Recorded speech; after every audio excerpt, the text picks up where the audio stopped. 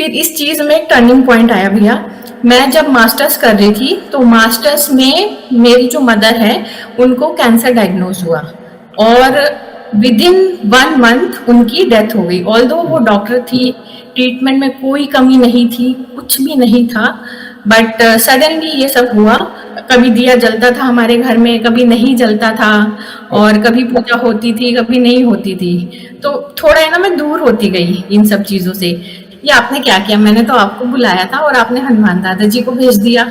ये आपने क्यों किया? तो तब तक मैं इतना मुझे पता नहीं था कि हनुमान जी ही शिव जी के 11वें रुद्र अवतार हैं और वो कलयुग के जागरूक देवता हैं जो सबसे पहले आपकी मदद करने के लिए आएंगे। मैं इसमें भी हनुमान जी को ही बोलूंगी, उन्होंने मुझे सबसे बड़ा लेसन सिखाया कि खुद की आत्मा की आवाज सुनो, क्योंकि आप उनसे जुड़ते हो तो आपकी आत्मा की आवाज उनकी आवाज होती है।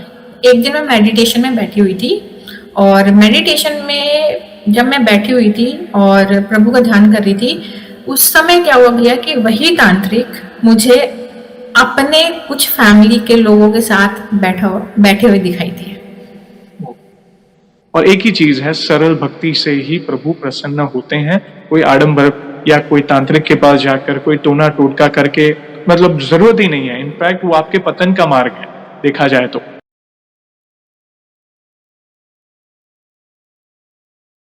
जय श्री राम दोस्तों, कैसे हो आप? हमारी चैनल में आप सभी का स्वागत है।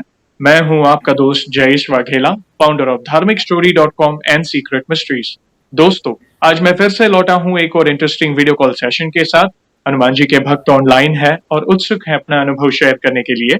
और वीडियो में आगे बढ़ने से पहले आप सभी को बता दूं कि अगर आप भी हनुमान जी से जुड़े अपने अनुभव मुझसे इंस्टाग्राम वीडियो कॉल पर शेयर करना चाहते हैं तो इंस्टाग्राम की लिंक मैंने डिस्क्रिप्शन में दी है, उस पर क्लिक करें, मुझे फॉलो करें और मैसेज करें। मैं जल्द से जल्द आपसे जुड़ूंगा और वीडियो कॉल सेशन शेड्यूल करूंगा। और अगर आप ईमेल के माध्यम से अपने अनुभव शेयर करना चाहते हैं तो हमारा ईमेल आईडी है dharmikstory@gmail.com। तो चलिए आगे बढ़ते हैं आज के इस वीडियो कॉल सेशन में। नमस्कार बहन, जय श्री राम आपको। जय श्री राम भैया। आपका बहुत बहुत स्वागत है आज के इस वीडियो कॉल सेशन में और धन्यवाद जो आप अपना समय निकाल कर इनिशिएटिव ले रहे हैं हमारे प्रिय बालाजी से जुड़े अपने अनुभव शेयर करने के लिए। सबसे पहला सवाल बहन ये बताएं कि आपका पूरा नाम क्या है, आप कहाँ से बिलोंग करते हैं और आप क्या करते हैं? भैया मेरा पूरा नाम इशिता शर्मा है। मैं एक आकाशिक रीडर और हीलर हूँ और मैं ओरिजिनली इंडिया में रोहतक से बिलोंग करती हूँ एंड प्रेजेंटली मैं आखन जर्मनी में रह रही हूँ। ओके, ओरिजिनली आप हरियाणा रोहतक से बिलोंग करते हैं और एट प्रेजेंट जर्मनी। अच्छा लगा जानकर, थैंक यू वेरी मच जुड़ने के लिए।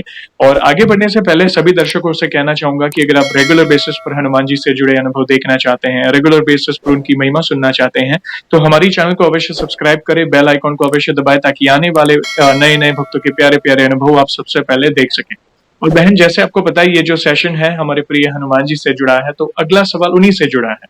ये बताएं कि जीवन में सबसे पहले आप हनुमान जी से कब जुड़े, कैसे जुड़े, जीवन के किस मोड़ पर जुड़े, और शुरुआत की जर्नी के बाद जो भी आपके अनुभव हैं जिसमें प्रभु ने कोई असंभव कार्य संभव किया हो या उनकी ऊर्जा महसूस की हो या कोई संकेत मिले हो या फिर ऐसा कोई अनुभव जिससे आपका उनके प्रति विश्वास अटूट हुआ है, तो जो भी आपकी जर्नी है उसे आप डिटेल में साझा कर सकते हैं। सभी भक्तों को जय श्री राम। एंड भैया मैं आपको सबसे पहले थैंक यू बोलूंगी कि आपने मुझे अपॉर्चुनिटी दी और हमारे प्रिय बालाजी के बारे में मुझे थोड़े से अनुभव शेयर करने का अपॉर्चुनिटी मिली, तो उसके लिए आपका बहुत बहुत धन्यवाद। और मैं अपना लाइव जर्नी शेयर करने से पहले कुछ जयकारा लगाना चाहूंगी और मैं स्टार्ट करती हूँ। पवन सो काज कठिन जग माही, जो नहीं होत तात तुम पाही। ये मेरी सबसे फेवरेट पंक्ति है। और जय श्री राम, जय हनुमान, जय हो। सभी गुरु जनों को धन्यवाद एंड जय श्री राम। तो भैया बचपन की अगर बात करें तो मैं एक मिडिल क्लास फैमिली में ही जन्म लिया है मेरा। और मेरे जो फादर हैं वो डॉक्टर हैं, मेरी मदर भी डॉक्टर थी। और हम एक छोटे से गांव में रहते थे। जब मैं बहुत छोटी थी, 5 साल की थी, तो वहां पे मेरी मम्मी भी एज अ डॉक्टर काम कर रही थी उस हॉस्पिटल में। तो वहां पे एक स्टाफ मेंबर थी और वो हमारे बालाजी की बहुत बड़ी भक्त थी। तो मम्मी मुझे उनसे है ना मिलाने के लिए ले गई थी। मैं बहुत ज्यादा उत्सुक थी क्योंकि उनके बारे में बहुत ज्यादा सुना था। तो वहां वहां जाके उनसे मिली। लेकिन बाद में फिर जैसे लोगों की बात सुनने में आई कि लड़कियों को हनुमान जी की पूजा में नहीं जाना चाहिए क्योंकि वो बाल ब्रह्मचारी हैं, तो फिर शादी में आपको प्रॉब्लम होती है या दोष लगता है। तो फिर मैं जब भी मंदिर जाती थी मैं दूर से ही प्रणाम कर लेती थी। तो बाकी पूजा पाठ हमारा नॉर्मल ही रहता था, अगरबत्ती दिया जलाना और 2-3 मिनट भगवान को याद कर लेना, जल चढ़ा देना, बस यही था। लेकिन कुछ सालों के बाद में मैं दुर्गा माता की भक्त बनी और मैं अपनी मदर के साथ में ही उनकी पूजा करना स्टार्ट कर दिया। जैसे कि नवरात्रे आते थे तो हम लोग 4-5 बजे उठ जाते थे, मैं और मेरी मदर, और हम लोग 9 दिन का फास्ट भी रखते थे और पूरी अच्छे से श्रद्धा से उनकी पूजा पाठ करते थे। तो फिर इस चीज में एक टर्निंग पॉइंट आया भैया। मैं जब मास्टर्स कर रही थी तो मास्टर्स में मेरी जो मदर है उनको कैंसर डायग्नोज हुआ और विद इन 1 मंथ उनकी डेथ हो गई। ऑल्दो वो डॉक्टर थी, ट्रीटमेंट में कोई कमी नहीं थी, कुछ भी नहीं था, बट सडनली ये सब हुआ और हमें भी बहुत बड़ा शॉक लगा। तो उसके बाद भैया कुछ 8 या 10 महीने बाद मेरी शादी हो गई और उसके बाद फिर मैंने जैसे पूजा पाठ करना स्टार्ट किया तो इतना मेरा मन नहीं लगता था। और जैसे मैं नवरात्रे करती थी तो फिर मुझे लगता था कि मतलब वो मजा नहीं आता था जो आप मम्मी के साथ में बैठ के भक्ति कर रही हूँ और अकेले कर रही हूँ, तो उसमें वो मजा नहीं आता था। तो मेरा है ना इंटरेस्ट धीरे धीरे पूजा पाठ से, मतलब इतना जुड़ाव नहीं रहा मेरा पूजा पाठ में। तो उसके बाद फिर भैया हुआ कि कभी दिया जलता था हमारे घर में, कभी नहीं जलता था, और कभी पूजा होती थी, कभी नहीं होती थी। तो थोड़ा है ना मैं दूर होती गई इन सब चीजों से। फिर शादी के बाद फेज आया कि मुझे कंसीविंग में है ना प्रॉब्लम हो रही थी और प्लस होरोस्कोप में भी बताया गया था कि आपको थोड़ी प्रॉब्लम रहेगी कंसीविंग में। तो फिर मुझे इतना नहीं पता था, मैंने उस समय पहली बार शिव जी का हाथ थामा। मैंने कहा, और जिंदगी में पहली बार मैंने दुर्गा माता के अलावा शिव जी का व्रत रखा। तो उसके बाद सारी चीजें एकदम स्मूथली होने लग गई और उसके बाद भी मैं मतलब शिव जी से या किसी भी देवी देवता से इतने भाव से नहीं जुड़ी थी। उसके बाद फिर क्या हुआ भैया कि जैसे सारी चीज हो गई, प्रेगनेंसी अच्छे से हो गई। उसके बाद 3 साल के बाद में हमें जर्मनी आने का मौका मिला। तो जर्मनी जैसे हम आए तो नया शहर है, नए लैंग्वेज, नई चैलेंजेस, ये सब था। और साथ ही में क्या हुआ कि हम लोगों के यहाँ आते ही वहां पे इंडिया में कुछ फैमिली में प्रॉब्लम्स आ गई, कुछ लड़ाई झगड़े जो सबकी फैमिली में रहते ही हैं। तो फिर उससे मैं बहुत ज्यादा इफेक्ट हो गई। मैं इतनी ज्यादा इफेक्ट हो गई कि मतलब 24 घंटे मेरे दिमाग में वही चलता रहता था कि ऐसा क्यों हुआ, ऐसा किस लिए हुआ। तो मैं मैनिफेस्टेशन की वो करती थी, वीडियोस देखती थी, ट्राई करती थी, कुछ काम नहीं कर रहा था। तो फिर भैया उसके कुछ महीनों के बाद में, ऑलमोस्ट 1 साल के बाद में हमारा इंडिया का ट्रिप वापस बना और वहां पे मेरे इन लॉज के यहाँ पे मैं गई तो वहां पे एक छोटा सा मंदिर है दुर्गा माता का, और उसी के पास में शिव जी का एक नया मंदिर खुला था। तो उससे उनके दर्शन से एक दिन पहले मेरी मदर इन लॉ ने मुझे बताया कि हमारे फैमिली में शिव जी को गुरु धारण करने की परंपरा है। तो फिर उन्होंने ये भी बताया कि आपको इसके लिए बहुत लंबा चौड़ा फंक्शन करना पड़ता है, पंडित जी आते हैं, वो आपके कान में बोलते हैं, और ये सारा प्रोसेस था। तो भैया हम थोड़े दिन के लिए गए थे और इतना बड़ा लंबा प्रोसेस मतलब करने के लिए टाइम भी नहीं था। तो मेरे मन में बस ऐसे ही भाव आया कि शिव जी, मैं आपको अपना गुरु धारण करना चाहती हूँ, तो क्या मुझे इतना लंबा प्रोसेस करने की जरूरत है। तो मेरा जस्ट ऐसे ही आया था। और नेक्स्ट डे हम लोग जाते हैं उस मंदिर में। उस मंदिर में जाने के बाद में मैं शिव जी के दर्शन करके आई रही होती हूँ, तो वहां पे ना कुछ लेडीज बैठी होती हैं। तो वो आती हैं भैया और वो आके मुझे एक पैम्फलेट दे देती हैं और कहती हैं कि तुम शिव जी को गुरु धारण करो। तो उसके बाद मुझे पता चल जाता है कि प्रभु आ गए हैं गुरु के रूप में मेरे पास में। और उसके बाद फिर मेरी लाइफ में 360 डिग्री का टर्न आना स्टार्ट हुआ। फिर मैं जैसे शिव जी की धीरे-धीरे भक्ति करती गई, तो भक्ति में मेरा बहुत ज़्यादा मन लगने लग गया, आँखों से आँसू आने लग जाते थे, पूरे दिन मतलब भक्ति में लीन रहती थी, काम कर रही हूँ तो भी उनका भाव रहता था, काम करते-करते आँखों से आँसू आते थे, तो ऐसा हो गया था। फिर एक दिन क्या हुआ भैया कि मेरे सामने मैं इंस्टाग्राम फीड देख रही थी, तो मेरे सामने एक वीडियो आई, उसमें हनुमान जी से रिलेटेड वो कुछ वीडियो थी और उसमें हनुमान जन्मोत्सव आने वाला था। तो उन्होंने बताया हुआ था कि आप है ना ऐसे व्रत कर सकते हो। ओके। मेरा मन हुआ कि मुझे व्रत करना चाहिए। मेरे मन में ऐसी कोई ख्वाहिश नहीं थी कि मुझे ये चाहिए, मुझे वो चाहिए। जस्ट ऐसे ही मैंने पहला व्रत किया हनुमान जी के लिए। जी। तो वो अच्छे से सफल हो गया और बहुत अच्छा लगा मुझे। फिर उसके 1 हफ्ते बाद क्या हुआ भैया कि मैं पूजा कर रही थी, तो पूजा करके मैं जैसे शाम को उठी, तो मेरी आदत है कि मैं मेडिटेशन करती हूँ और जैसे शिव जी की एनर्जी पूरे घर में लेके घूमती हूँ और एनर्जी क्लीन करती हूँ। तो उस दिन मैंने वो नहीं किया। फिर मैं खाना बना रही थी, तो खाना बनाते वक़्त मुझे ऐसा लगा कि मुझे डर लग रहा है कि घर में और कोई भी है। फिर मैं वापस गई और मैंने शिव जी को कहा, शिव जी आप मेरे साथ चलिए और मेरे घर की एनर्जी क्लीन करिए। उसके बाद भैया जैसे कि मैं मेडिटेशन में बैठी हुई हूँ, तो हमारे जो मेन गेट है उसके ऊपर हमने अंदर की तरफ पंचमुखी हनुमान जी की फोटो लगाई हुई है। तो जैसे मैं उनकी फोटो को क्रॉस करके गई, मेन डोर को क्रॉस करके जा रही थी मेडिटेशन में, तो मुझे लगा कि मेरे पीछे कोई एनर्जी आई है। जी। तो पर मुझे डर नहीं लगा। तो फिर मैं पूरा घर का राउंड करते हुए जब मैं वापस उनकी फोटो से आ रही थी क्रॉस करके, तो फिर वो एनर्जी मेरे पीछे से उनकी फोटो में चली गई। और फिर मुझे मतलब बताते हुए भी गूज़बम्प्स आ रहे हैं। मुझे ऐसा लगा कि ये हनुमान जी, हनुमान दादा आए थे।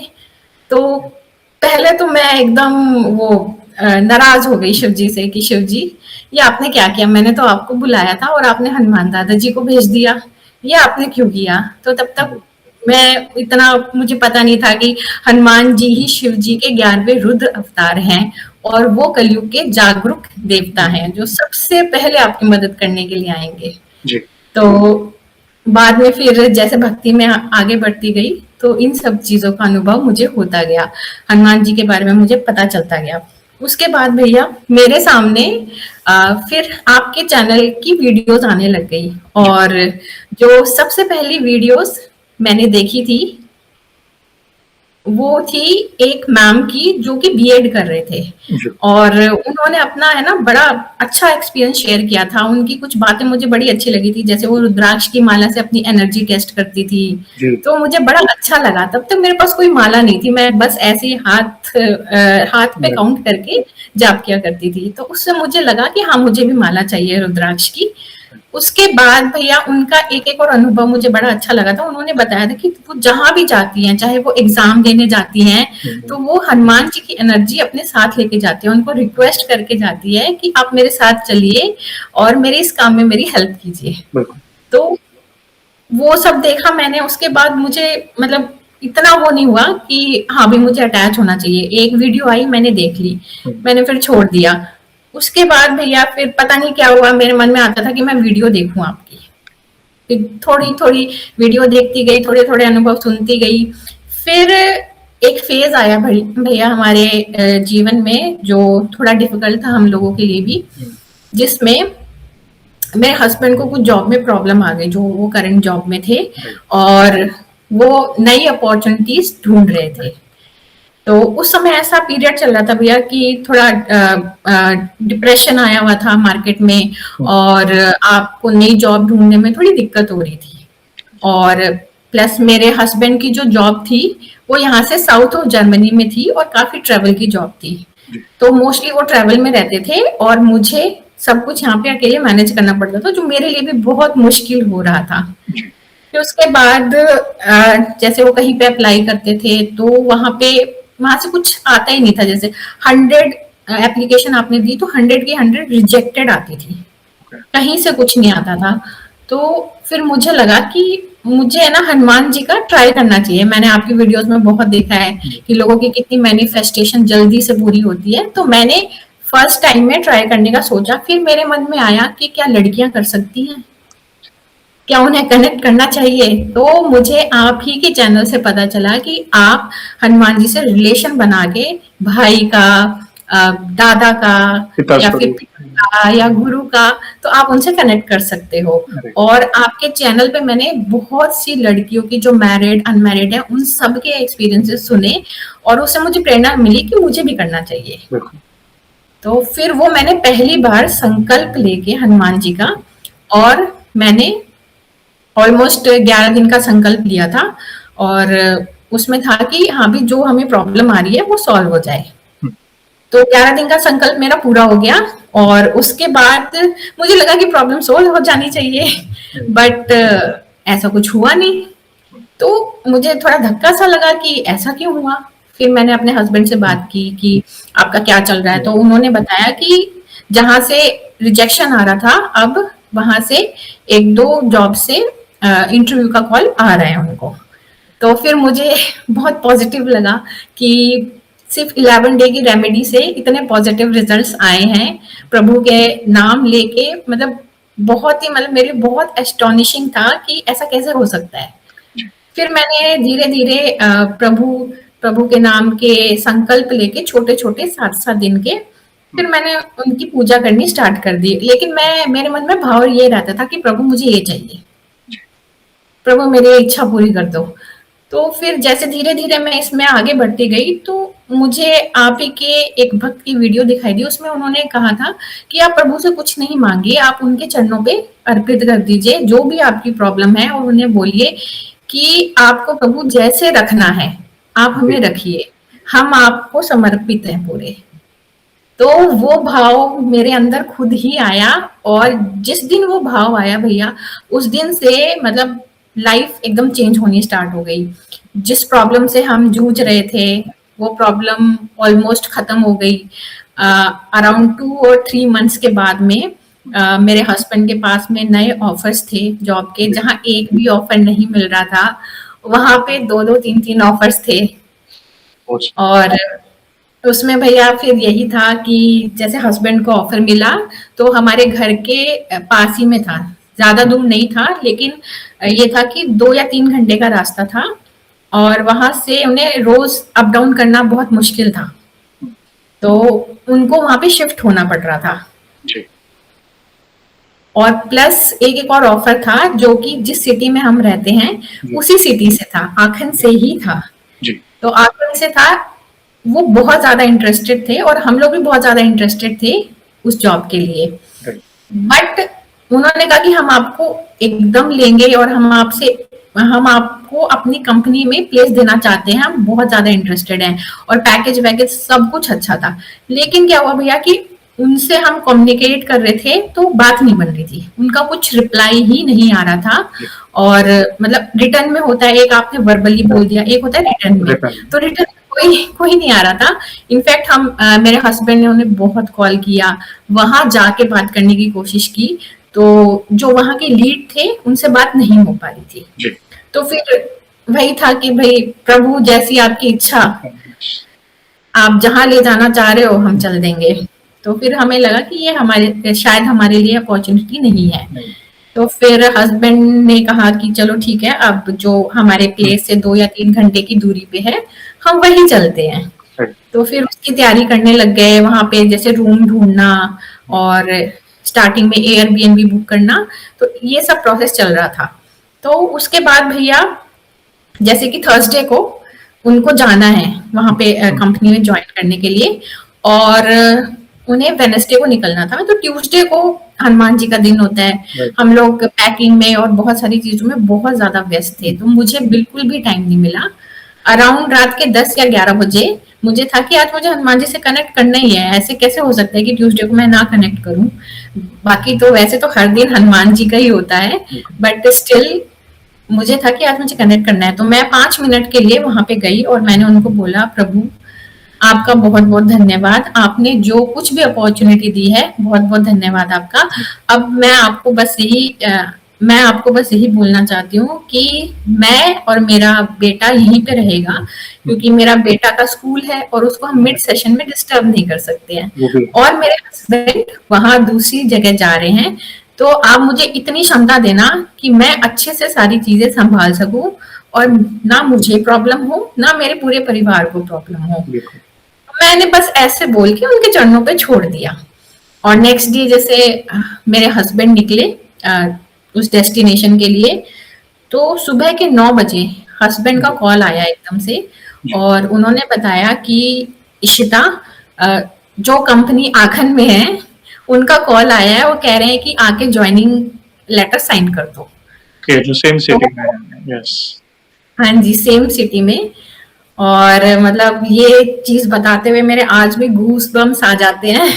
तो मतलब मैं हनुमान जी के पास गई, मैं कहा आपने कमाल कर दिया और आप मेरा पेशेंस टेस्ट कर रहे थे। जी, जी।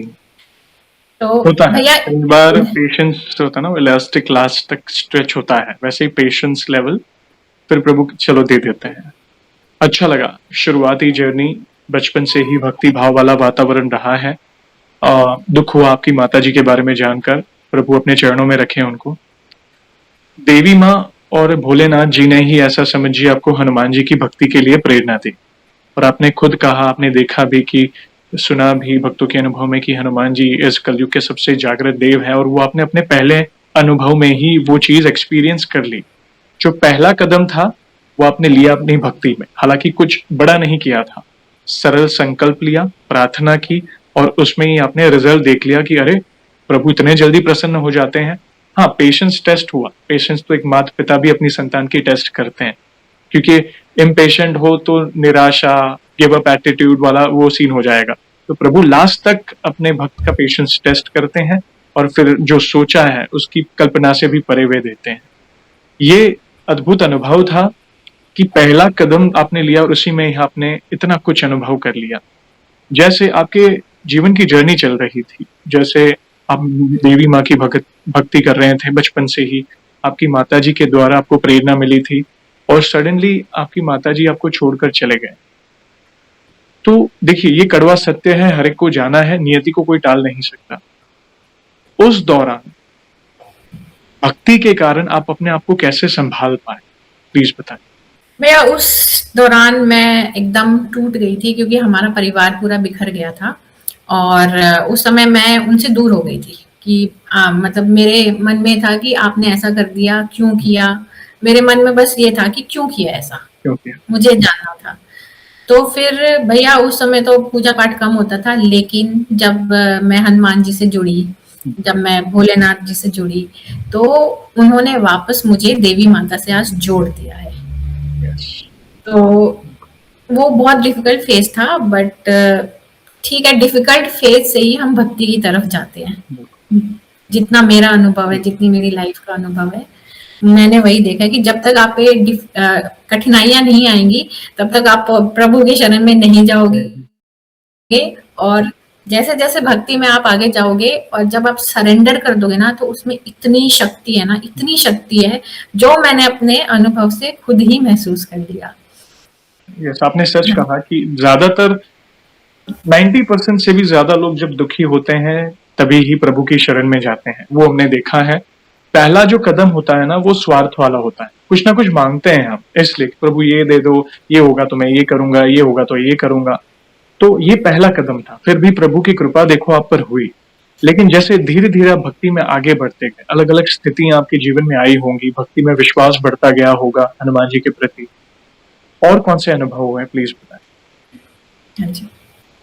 भैया एक आपका ये अभिमंत्रित जल का मैंने सुना था और वो मैंने टेस्ट किया, तो उसमें बहुत पावर है, बहुत पावर है उसमें। जैसे कि यहाँ पे जर्मनी में क्या रहता है, बहुत ठंड रहती है। तो जैसे हम इंडिया से आए थे, कोल्ड सिटी थी। तो जब हम फर्स्ट ईयर में आए थे तो पूरा मतलब विंटर्स हमें रहता था कि कभी सर्दी हो रही है, कभी खांसी हो रही है, छोटी मोटी चीजें, लेकिन वो चलती रहती थी। तो जब से हनुमान जी की भक्ति में मैं आई और ये अभिमंत्रित जल मैंने खुद पीना स्टार्ट किया और मेरी फैमिली ने पीना स्टार्ट किया, तो ये जो छोटी मोटी प्रॉब्लम आ रही थी, सर्दी खांसी, मतलब कहाँ चली गई हमें खुद ही नहीं पता चला। तो बहुत बहुत शक्तिशाली है अभिमंत्रित जल, बहुत ही ज्यादा शक्तिशाली है। और भैया मेरा दूसरा अनुभव ये है कि जैसे हम भक्ति में आगे बढ़ते हैं तो हम प्रभु को सौंप देते हैं सब कुछ।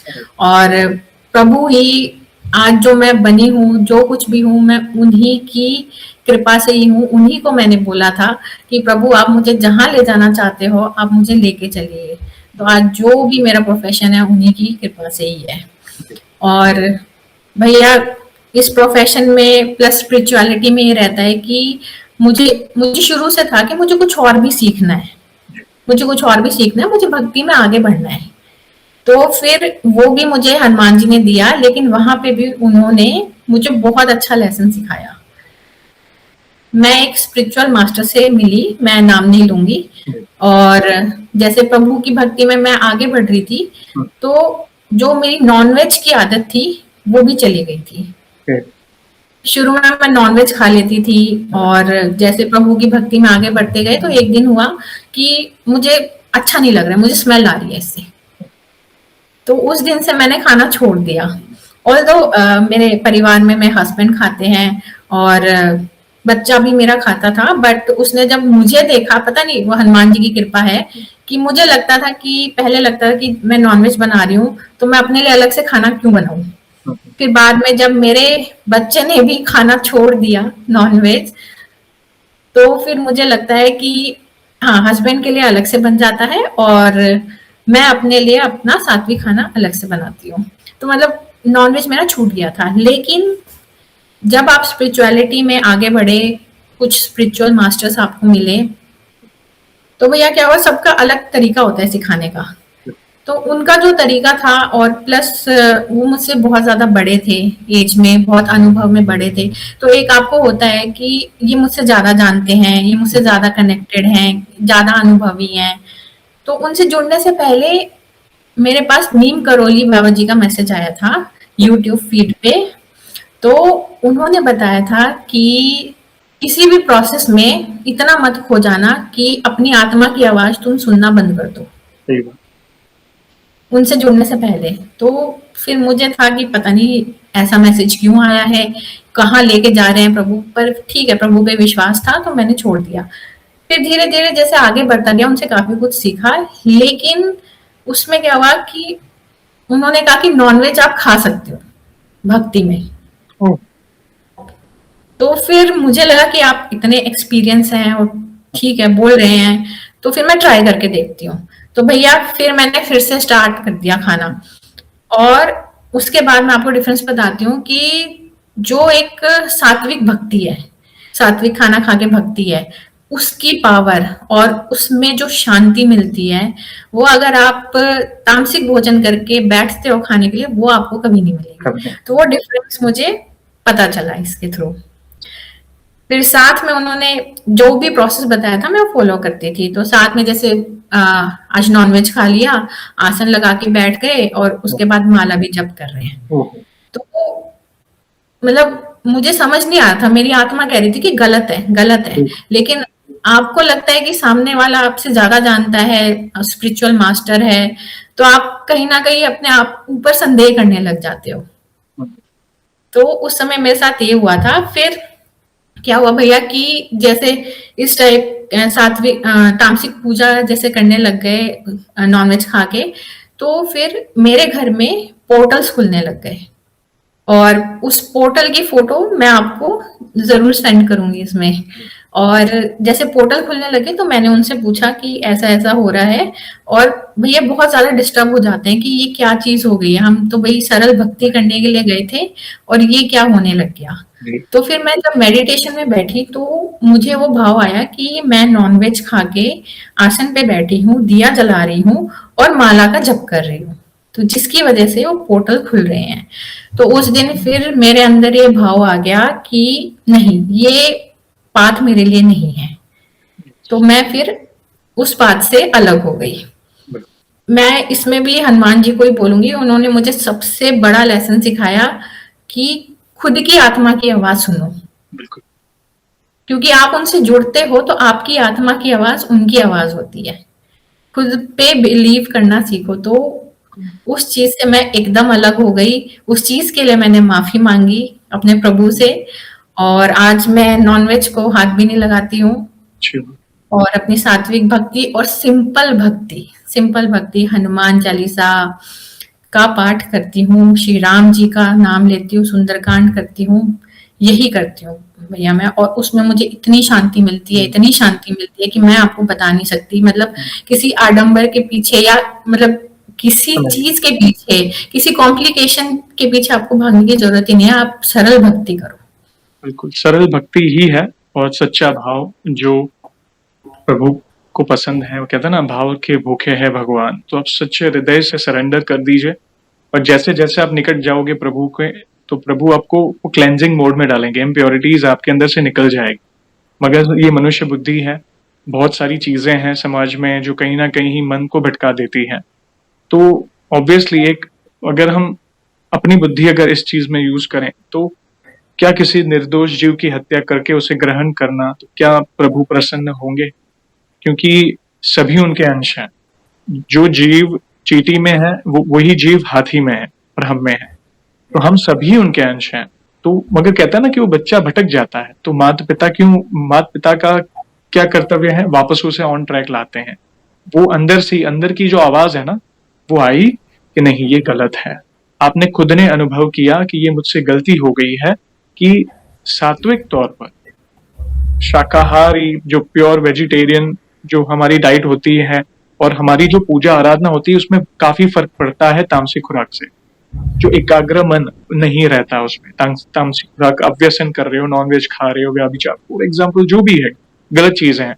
अगर आप, हाँ ठीक है, इनिशियल स्टेज में पहला कदम ले रहे हो और खा रहे, चलो वो पहला कदम है। अगर बच्चा बिगड़ा है मगर वो आना चाहता है भक्ति में, तो उसे प्रभु आने देते हैं और धीरे धीरे जैसे उसका विश्वास बढ़ता है, वो क्लेंजिंग मोड में डाल देते हैं प्रभु, सारी इंप्योरिटीज दूर कर देते हैं।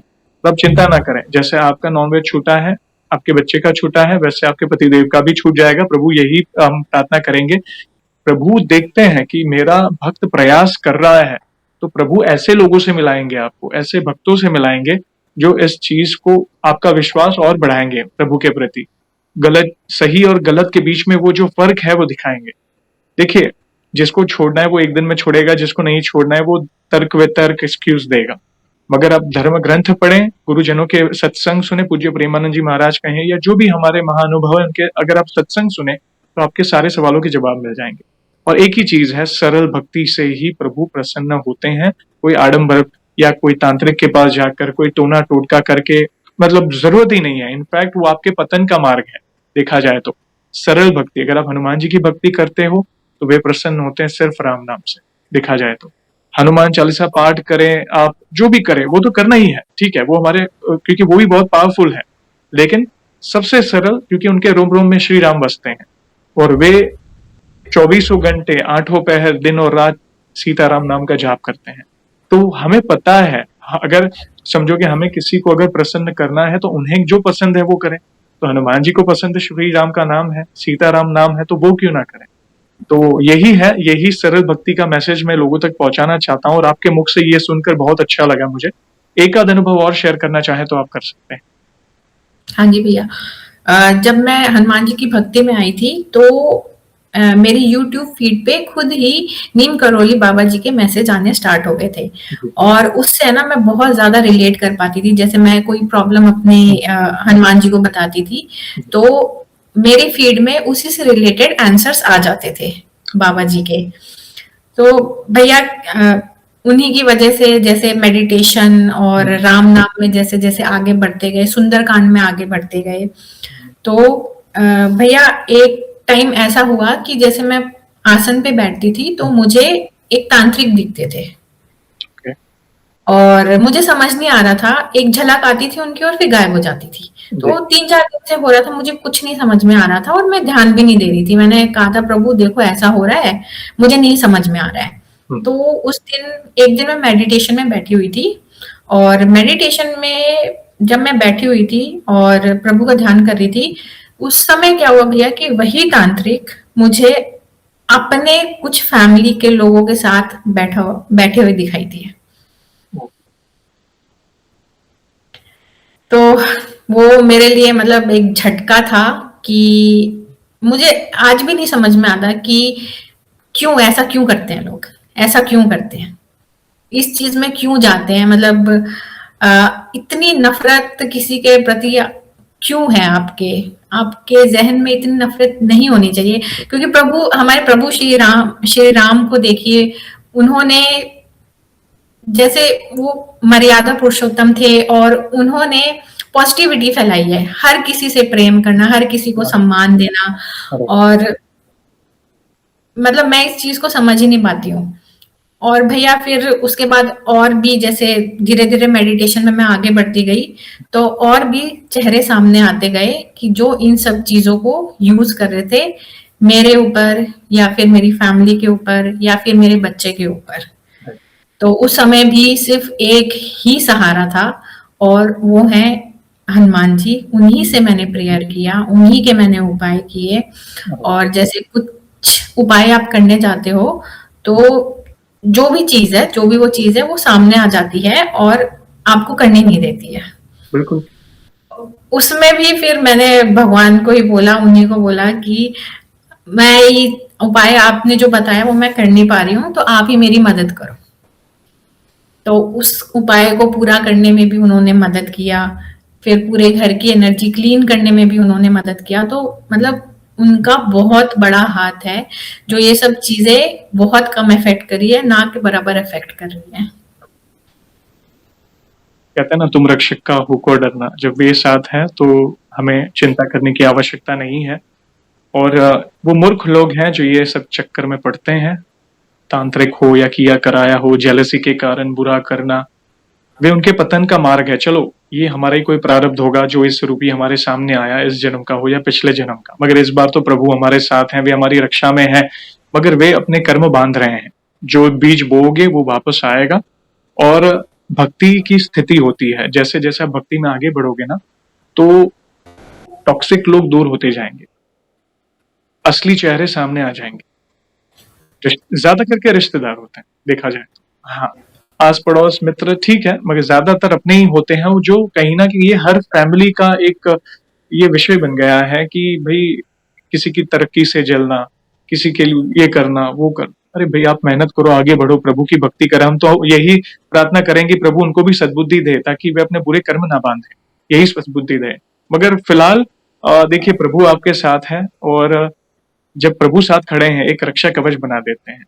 और होता है, अगर कोई कुछ करता भी है, कोई नेगेटिव एनर्जी कहें, या अब उस समय अगर आप कुछ संकल्प लेना चाहें या पूजा पाठ करें, तो वो नेगेटिव एनर्जी पूरा फोर्स लगाएगी कि वो संकल्प पूरा ना हो। ये कई स्पेशली महिला भक्तों ने ये भी कहा है, यहाँ तक की बात कही है कि अगर उन्होंने संकल्प लिया है तो अचानक से मासिक धर्म की प्रॉब्लम्स भी शुरू हो जाती है, ताकि वो संकल्प टूट जाए। ये प्रॉब्लम्स भी हुई है, फ्रॉम नोवेयर वो हो जाता है। मतलब ऐसे ऐसे भी केसेस देखे हैं। मगर चिंता ना करें, प्रभु पर विश्वास रखें। अगर आपके मुख में प्रभु श्री राम का नाम है, अगर आप नित्य हनुमान जी की शरण में उनकी भक्ति कर रहे हैं ना, तो वे आपका बाल भी बाका नहीं होने देंगे।